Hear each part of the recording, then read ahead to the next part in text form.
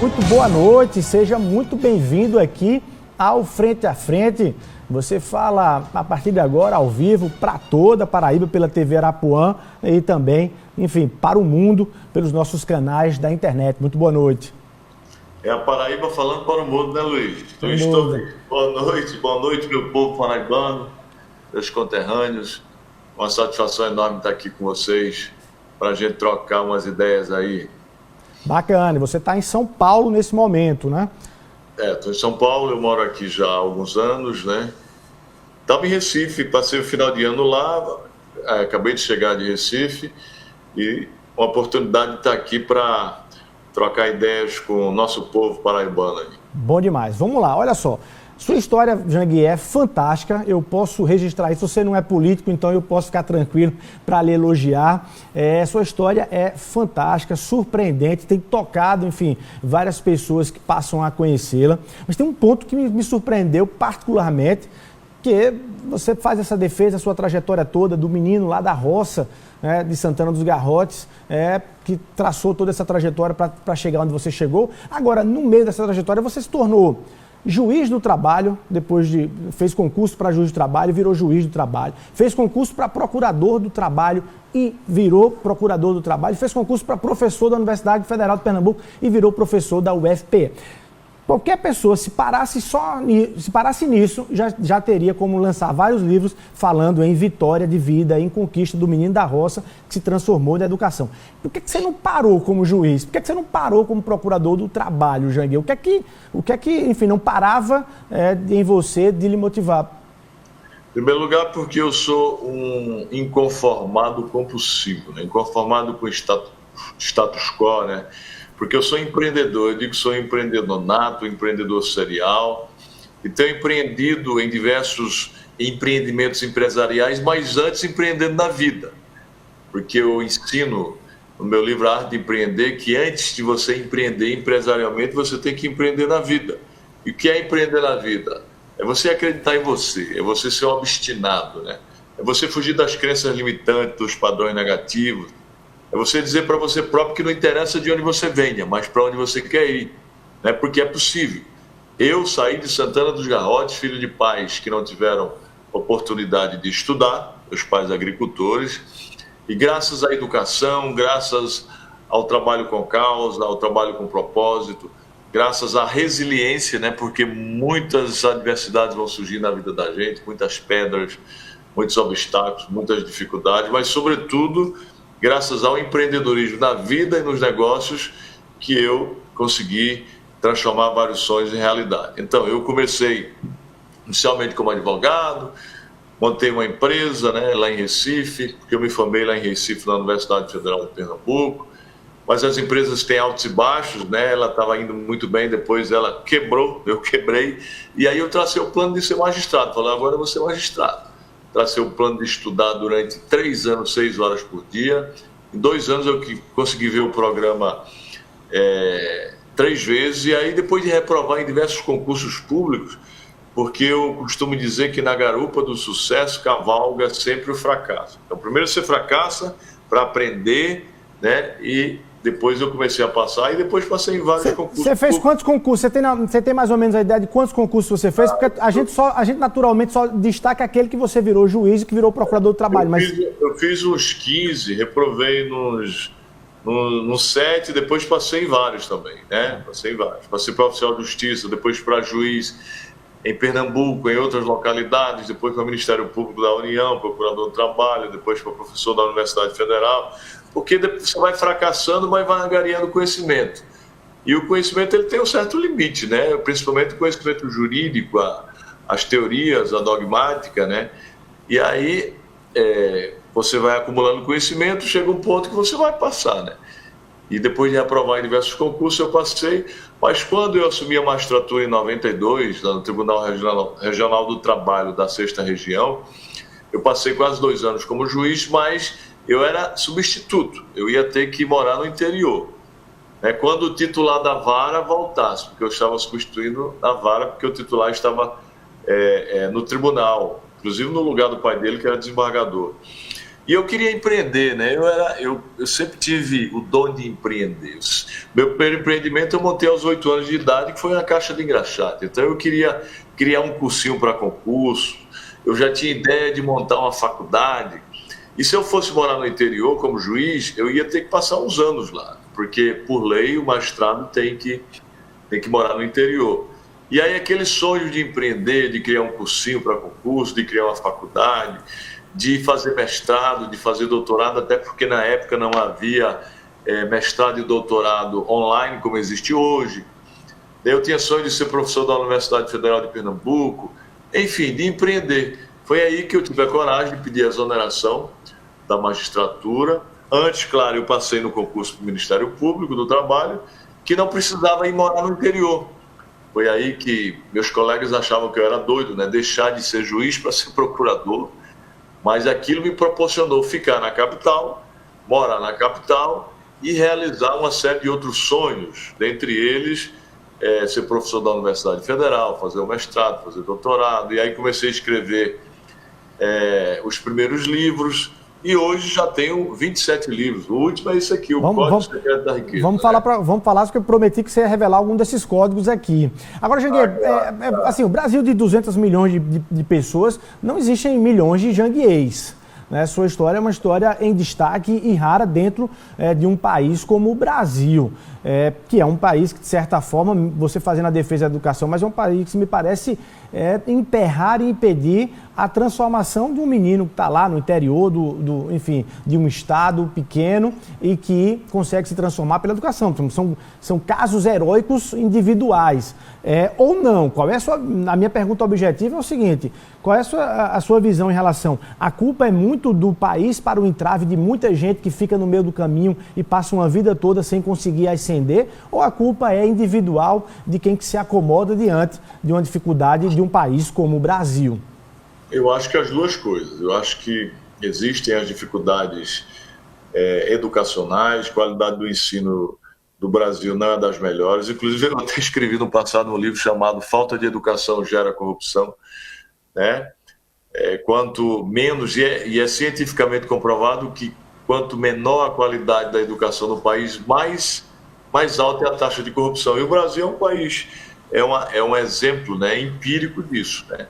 Qualidade de educação deficiente, qualidade de educação baixa, taxa de corrupção alta. Isso é cientificamente comprovado. Mas também é culpa das próprias pessoas. Né?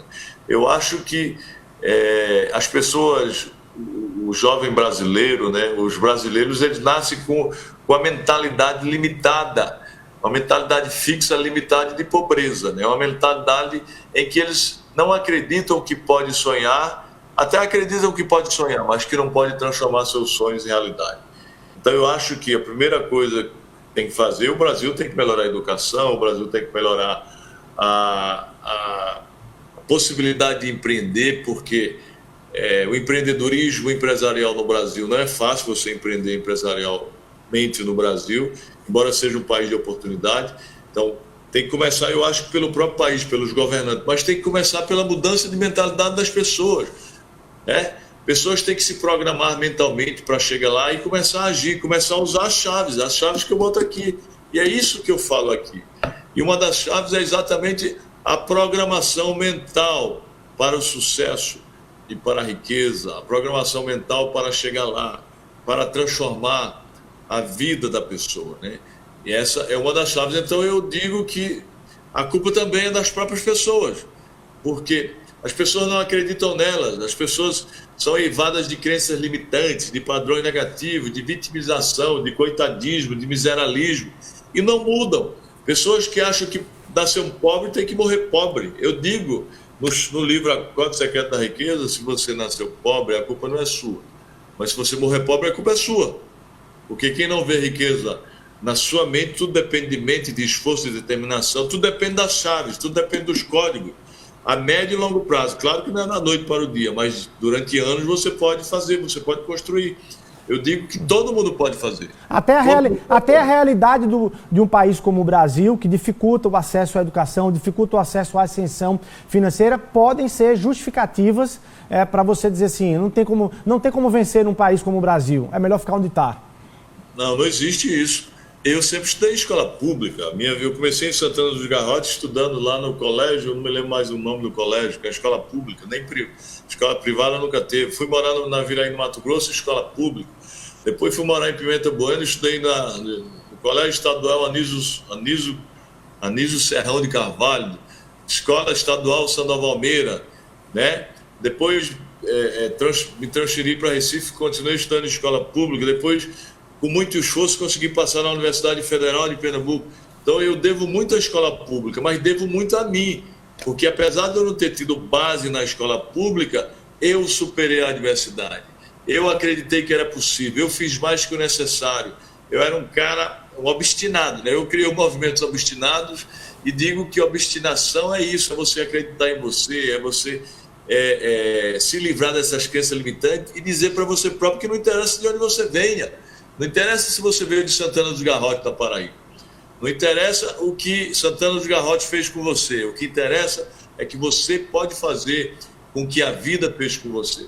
Então, é possível. A médio e longo prazo é possível, desde que você acredite em você, desde que você antes desenvolva as suas habilidades socioemocionais, né? Porque você tem que, antes de adquirir conhecimento externo, você tem que conhecer você próprio. Você tem que conhecer suas habilidades, suas capacidades, para depois angariar conhecimento externo e aí se sentir merecedor, programar-se mentalmente para chegar lá. A médio e longo prazo é possível. Claro que da noite para o dia, não. Ô Gengue, eu mencionei na abertura aqui do programa o grupo Ser Educacional, que, me corrija se eu estiver errado, aí compõe mais de 70 unidades de ensino aqui no Brasil, boa parte delas de ensino superior, né, aqui no país. Mas eu lhe pergunto, a gente está diante de uma mudança de concepção de empreendedores que muitas vezes, com uma com uma sofisticada ideia, ganham bilhões de reais com alguma boa ideia que é consumida rapidamente pelo mercado, sem nem sequer passar pela universidade, porque acertaram num aplicativo na internet, acertaram num software, enfim. O que é que você falaria, então? Ainda é necessário passar por uma universidade nesse Brasil, diante desse cenário em que abre várias janelas de possibilidade das pessoas ganharem dinheiro e fazerem sucesso fora da universidade? Necessário não é, mas é importante. Estudar é importante. Então, se você estuda na universidade, além da satisfação pessoal de você se formar, de você fazer um mestrado, doutorado, desde que você aprenda, é importante. Você pode aprender sem estar na universidade e aprender na universidade. Então, se você junta as duas coisas, além de aprender, você adquire um diploma, você faz um MBA, um mestrado, um doutorado, além da satisfação pessoal e aprender, é importante. Mas claro que você também pode aprender sem fazer uma universidade, né? Eu tive a oportunidade de adquirir conhecimento acadêmico, principalmente no mundo de hoje, né? Onde o conhecimento é muito mais importante que os recursos materiais como fator de desenvolvimento humano. O conhecimento hoje é poder. Quem não tem dinheiro, por exemplo, mas adquire conhecimento desde que aplique o conhecimento, facilmente consegue dinheiro. A médio e longo prazo, repito, facilmente consegue dinheiro. Então, busque conhecimento. Eu, por exemplo, quando era jovem, eu sabia que a única forma de sair da miserabilidade, de sair daquele status quo de pobreza, era através do conhecimento, através da educação. E foi aí que eu falei, eu vou ser médico. Mas depois, quando comecei a trabalhar com meu tio, que é um paraibano também, vamos dizer, da costa de Campina Grande, e aí que era advogado, aí me apaixonei pelo direito e falei, eu vou por esse caminho. Esse é o meu caminho da salvação. Aí me formei em direito, comecei a advogar, montei empresa de cobrança, a empresa quebrou, aí eu falei, vou ser juiz, mas sempre com mentalidade empreendedora, sempre com mentalidade de criar coisas que pudessem gerar valor, que pudessem dar dinheiro, né? Então, universidade é importante, desde que você aprenda, né? Agora, aprender é muito mais importante. E aí você diz, tem pessoas aí que montam um aplicativo e ganham dinheiro, fica rico, milionário, até bilionário, mas isso não é a regra. Isso é exceção. A gente tem que se nortear por regras. A gente tem que se disciplinar, ter um norte nosso, é regra. Exceção não, né? Janguier não é. Janguier é uma exceção, né? Os janguiers da vida. Então você tem que ir para a regra. Qual é a regra? Tem que angariar conhecimento, tem que estudar, tem que aprender, né? Tem que fazer faculdade, sim, porque se Você faz uma faculdade, você se forma em direito, você pode ser juiz, você pode ser delegado, você pode ser promotor, você pode ser auditor fiscal. O campo de um curso de direito é muito amplo, o leque que o curso de direito, o diploma lhe proporciona, mesmo que você não pegue a OAB, é muito amplo, né? Então eu sempre aconselho ainda, é importante fazer uma faculdade, é importante fazer uma universidade, desde que você aprenda. Você ensina, quer dizer, na verdade o Grupo Ser Educacional e as outras iniciativas em educação que você coordena, Janguier, pregam isso, quer dizer, qual é o diferencial das unidades, enfim, dos centros universitários do Grupo Ser Educacional? O diferencial nosso é o seguinte, muitas instituições de ensino, ela procura transmitir conhecimento para o aluno adquirir empregabilidade. Só que nós defendemos não, a gente constatou, né, que os empregos estão se acabando, estão sendo substituídos pela inteligência artificial e pela automação.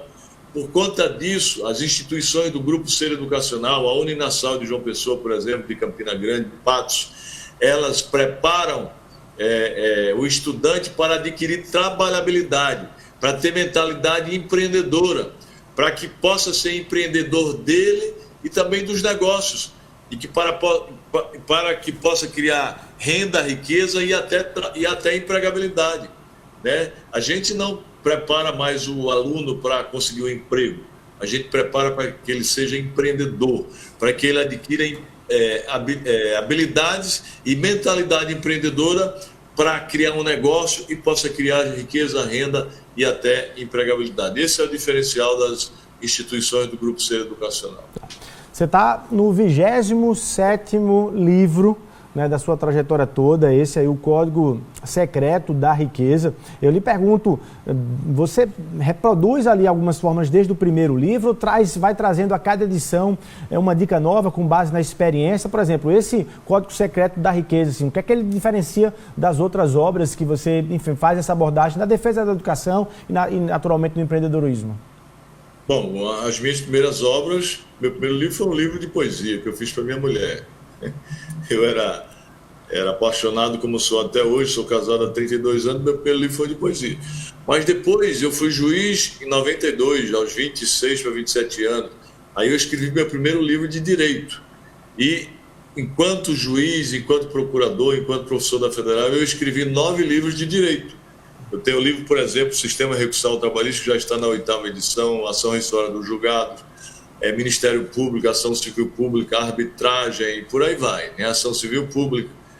Depois que eu deixei de ser juiz e ser procurador, de ser jurista, eu comecei a escrever na área de educação. Eu escrevi Educação Superior no Brasil, Educação na Era Lula e outros livros de educação, mas agora eu estou escrevendo mais sobre empreendedorismo, como, por exemplo, o livro A Arte de Empreender, como O Sucesso é para Todos, livros inspiracionais, como Fábrica de Vencedores, Aprendendo a Ser um Gigante, né? Porque eu digo que a pessoa pode ser um gigante desde que ele queira, ele pode ser.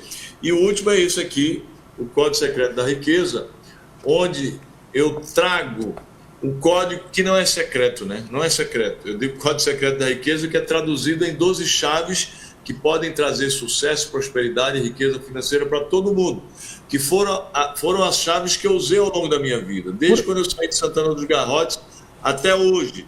Por exemplo, decisão de mudar de vida. Você decide dar um grito bem alto e começa a agir, parte para cima, vence os seus inimigos, e o seu maior inimigo é você mesmo. Quando você vencer a você mesmo, meu amigo, você torna-se invencível. Porque quem é o seu maior inimigo?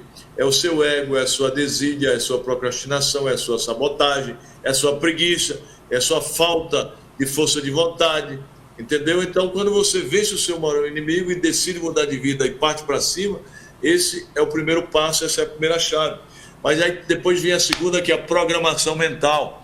Mesmo que você decida mudar de vida, mas se você não se sente merecedor, se você não tem programação mental para o sucesso e para a riqueza, você vai ficar pobre a vida inteira. Se você acha que ganhar dinheiro é feio, é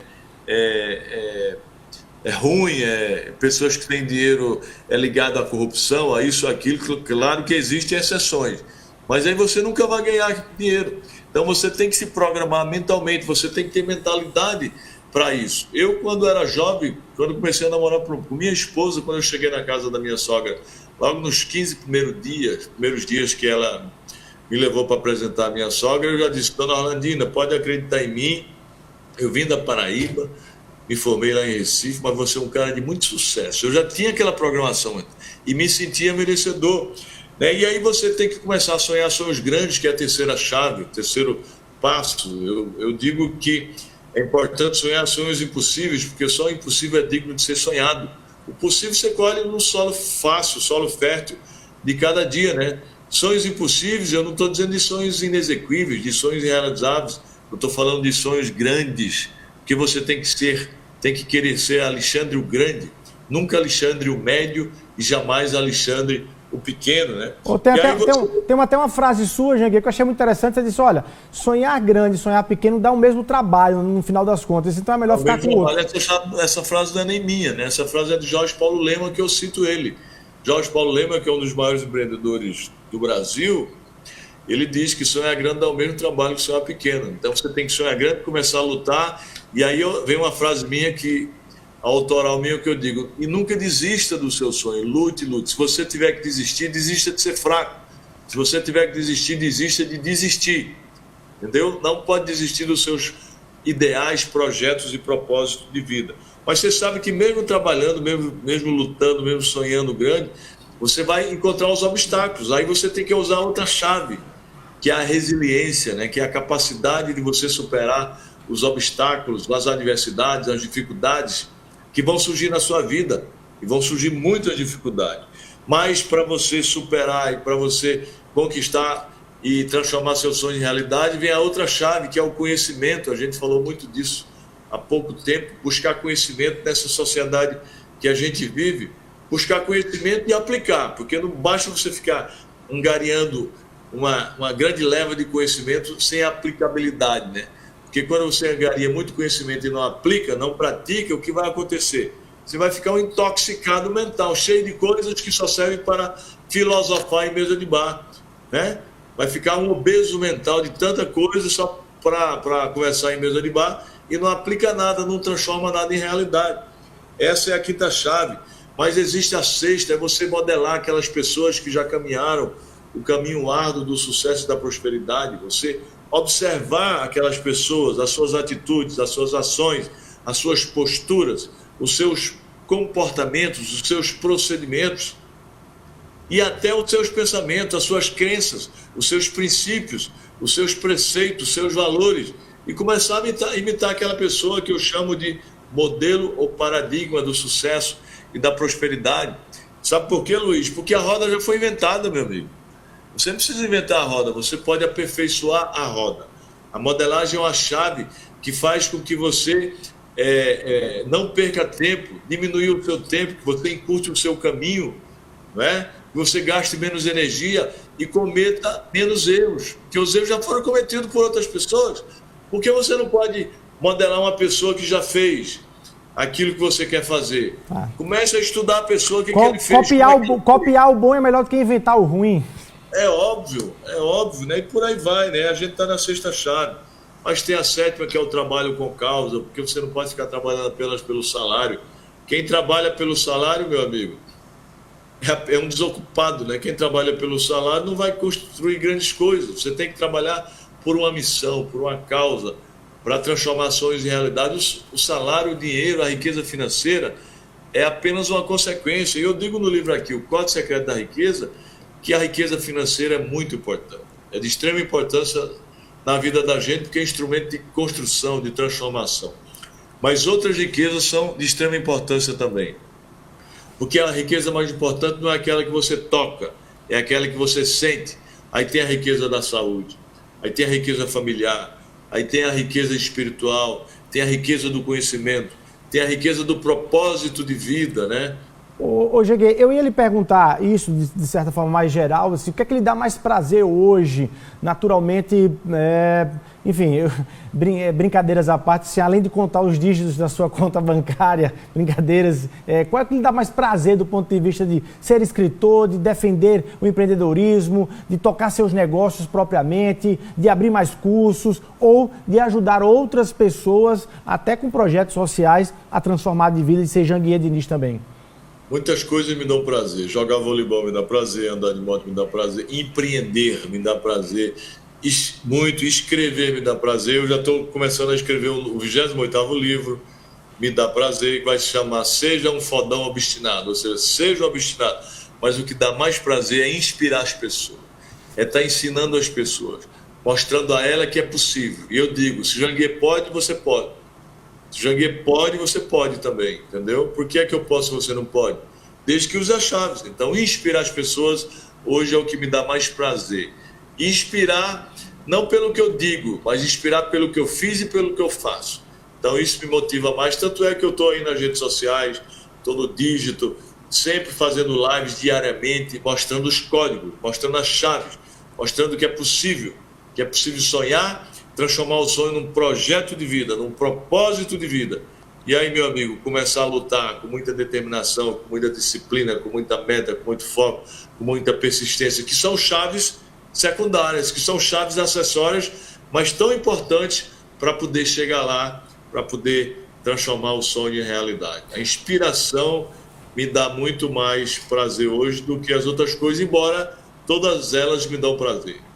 Janguier, trazendo para a realidade novamente do Brasil aqui, o que é que o ex-juiz do trabalho Janguier Diniz, o ex-procurador do trabalho Janguier Diniz, falaria do cenário no Brasil, das regras trabalhistas no Brasil, da legislação trabalhista no Brasil? Há uma discussão, inclusive, agora para 2022, de revogação da reforma que foi, enfim, aprovada no governo Michel Temer. Mas o que é que o ex-juiz diria ao empresário Janguier Diniz e vocês juntos todos aí num debate numa mesa? Quem é que vence esse debate? Você acha que é muito pesado para o empresário brasileiro empreender e empregar pessoas no Brasil? Ou o ex-juiz diria e o ex-procurador diria que, na verdade, há aí uma falta de direitos muito grandes para os trabalhadores aqui nesse país?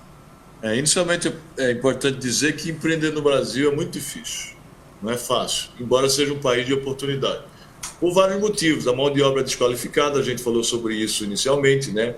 A educação brasileira, a qualidade da educação brasileira não é muito boa. Taxa de juros no Brasil é alta, estava baixa, já voltou a subir.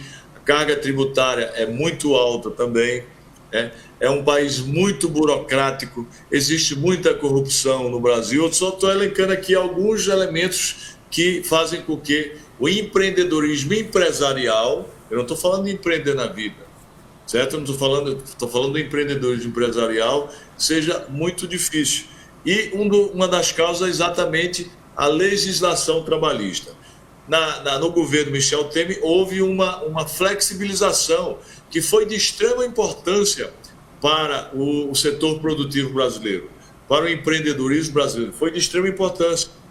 Agora, eu quando era juiz, quando era procurador, me chamava de juiz do empreendedor, porque eu não era o juiz protetor do hipossuficiente, do empregado, não. Para mim, meu amigo, alegou, tem que provar, não provou, perdeu. Eu não via o empregado como hipossuficiente, como coitadinho. Então, no ônus se você tem dúvida em relação ao ônus da prova, você dá a causa para o empregado, não.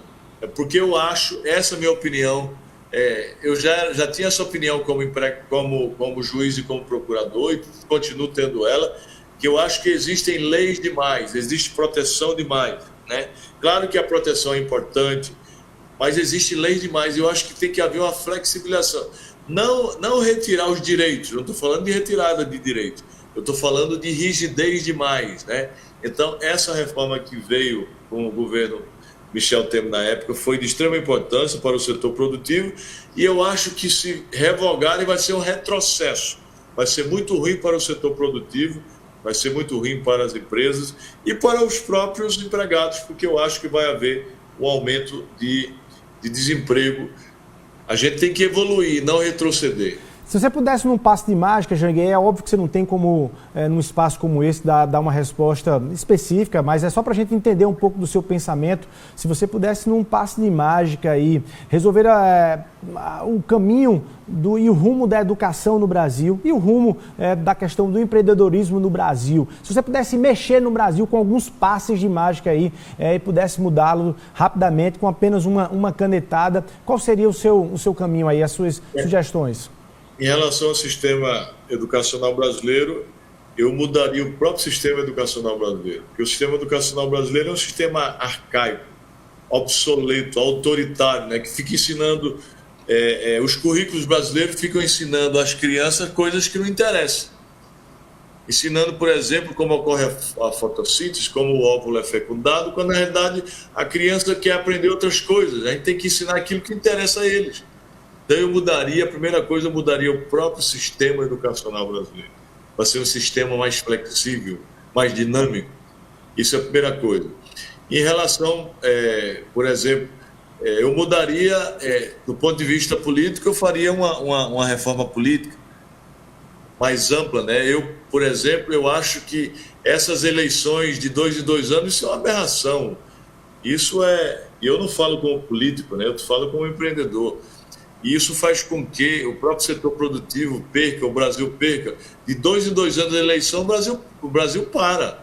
Cada ano de eleição, o Brasil para. E por que não fazer as eleições tudo no período só, para todos os cargos? Né? Eu também acho que reeleição é nefasto para o país.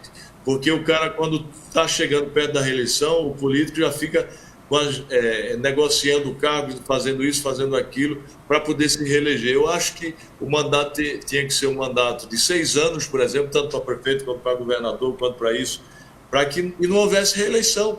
Você faz o seu trabalho durante o seu mandato, depois não tem que se reeleger, não. Eu faria uma reforma tributária com a flexibilização, né, dos próprios tributos, com a diminuição do tributo, para que as empresas pudessem se desenvolver mais. Ou seja, se eu fosse um governante do Brasil, e eu não tenho essa pretensão. Eu ia lhe perguntar isso, porque você já está com uma plataforma aí de conteúdo de programa de governo já pronta aí, né? Com mais opções de que muitos. Você tem pretensão de ser político, Janguier? No passado, há uns 15 anos, eu até pensei que pudesse ajudar o Brasil participando da política partidária, mas eu tirei totalmente da minha cabeça. Eu posso ajudar o Brasil porque eu acho que eu posso ajudar muito mais o Brasil como empreendedor educacional, como empreendedor, criando empresas que gerem valor para a sociedade, né? Pagando imposto como a gente paga, criando projetos sociais, como o projeto que eu tenho em Santana dos Garrotes, o Instituto Janguier Diniz. Lá eu dou bolsa de estudos na minha cidade lá, para todos os jovens que terminam o ensino médio e não podem ir para a universidade. Então, lá eu vou formar todo mundo da minha cidade, como o Instituto Êxito de Empreendedorismo, que eu, juntamente com 30 e tantos empreendedores, nós criamos aqui em São Paulo há 2 anos e pouco. Já temos mais de 100 mil jovens que passaram pela nossa plataforma já. Então, a gente está mudando a mentalidade dos jovens para que adquiram a mentalidade empreendedora, criando outras empresas, né, através do meu Family Office, do meu Venture Capital. Quando a gente investe em startups, já investimos em dezenas, como Bolsa Nova, que é o Fundo Bolsa Nova, a empresa de investimentos, que já investiu em quase 1.000 startups, que eu sou um dos controladores. Então, eu acho que na qualidade de empreendedor empresarial, empreendedor educacional, empreendedor social, eu posso ajudar muito mais o Brasil. E as pessoas perguntam, você vai se mudar no Brasil? Eu digo, não, eu continuo trabalhando muito para tentar mudar o Brasil através do empreendedorismo, através da educação. Bacana. É assim que eu vou colaborar com o nosso país. Bom, quem lhe escuta falando assim, quem apenas vê sua biografia, Janguier, pode imaginar que você já está com 90 anos de idade, você está com 57 anos de idade. Aí eu lhe pergunto, o que é que tem para frente aí no seu planejamento e na sua agenda ainda? Eu tenho muitos sonhos, né? Eu digo todos os dias que eu estou começando minha vida empreendedora hoje. Hoje eu estou começando a minha vida empreendedora. Então eu tenho muitos sonhos grandes, eu tenho sonhos empresariais, em relação ao próprio Grupo C, de fazer com que ele cresça mais e mais, ofereça mais educação de qualidade para muito mais gente, que possa, quiçá, até se internacionalizar. Eu tenho sonhos sociais de levar o Instituto Êxito de Empreendedorismo para todas as cidades do Brasil, para que possa ajudar milhões de jovens a adquirirem mentalidade empreendedora, para que possam acreditar neles, para que eles possam empreender na vida, para que possam empreender nos negócios e depois levar o Instituto Êxito para vários países do mundo, para os países da língua portuguesa, os países da língua espanhola, né? Porque isso é um propósito de vida e a gente tem que viver com propósito. Porque viver com propósito é viver de verdade. Viver sem propósito é apenas existir, é apenas sobreviver. Eu tenho sonhos pessoais, por exemplo, eu quero escrever um livro ainda que possa ser um best-seller mundial. Os meus livros são bons, mas eu ainda não acertei aquele livro que seja um best-seller mundial. Esse aqui já está sendo best-seller nacional. Esse aqui já está na segunda edição, foi lançado há pouco mais de um mês, já está sendo best-seller, já está na segunda tiragem. Tá? Então esse está sendo, mas eu quero ainda escrever algo que possa transformar muito mais vidas. Eu tenho tantos sonhos ainda, meu amigo, e eu só vou parar depois dos 100 anos. Bom demais. E aí você vai voltando aqui no Frente a Frente para ir contando. Cheguei, bacana, boa conversa. Obrigado aí por ter compartilhado com a gente aí um pouco da sua história, das suas sugestões, inclusive para essa sua caminhada aí de sucesso. Para a gente terminar aqui o nosso tempo já estourado aqui, mas deixa eu fazer uma pergunta bem discreta para você aqui, para Janguier. Você tem candidato a presidente da República já para 2022, Janguier? Eu vou votar naquele que realmente possa transformar o Brasil. Eu espero que surja, né, um candidato que possa realmente transformar o Brasil. Então...